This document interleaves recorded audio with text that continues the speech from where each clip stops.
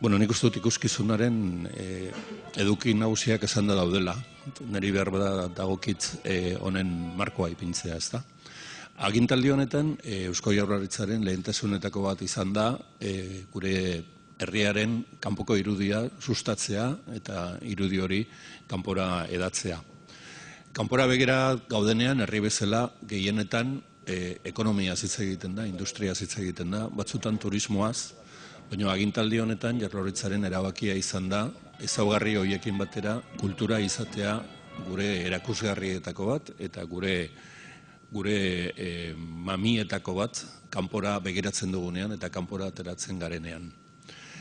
Gaur hemen aurkezten ari garen hau Jaurlaritzaren estrategia baten barruan dago, estrategia horri Euskadi Basque Country deitu diogu, eta helburu bezala jarri dugu lurralde jakin batzuekin dauzkagun harremanak estutzea. Eta lurralde horien artean garrantzi berezia dauka Eskoziak, eta horrela planteatu da, Etxepareren bitartez, Eskoziarekiko hurbiltze bat, kulturaren arlo ezberdinetan lan egitea posible egingo duena. Orain arte hitz egin dugu zineaz, hitz egin dugu musikaz, hitz egin dugu literaturaz, hitz egingo dugu dantzaz, pizkanaka joango gara gehiagoek aurkezten, baina hori izango da Eskoziarekin lortu nahi dugun harreman berri horren oinarria. Eta gainera uste dut azpimarragarria dela esatea Eskoziaren kasuan harremana ia kulturatik hasi dela eta abia puntua dela beste arlo batzuetara, ekonomiaren arlora edo instituzional arlora eramateko beharrealdeen arteko harremana. Azpimarratu nahi dut Etxeparek duen garrantzia euskal kultura kanpora ateratzeko ahalegin honetan.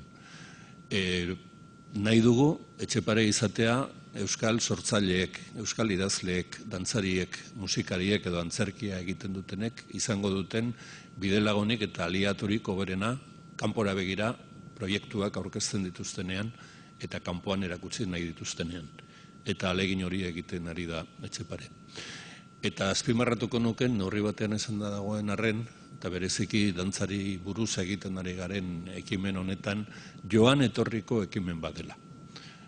Han bezala, hemen ikusiko dela, hemen bezala han ikusiko dela, eta alde bietako artistek elkarlanean sortuko duten zerbaiten sorreran gaudela, eta iruditzen zait, joan etorriko harreman horiek benetan direla interesgarri eta berazgarri, bai gure kulturarentzat, bai eskoziarren kulturarentzat eta bai elkarrekin zerbait berria sortzeko.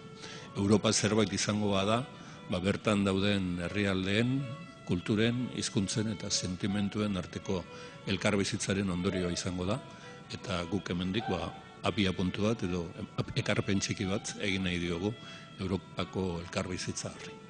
Eskerrik asko.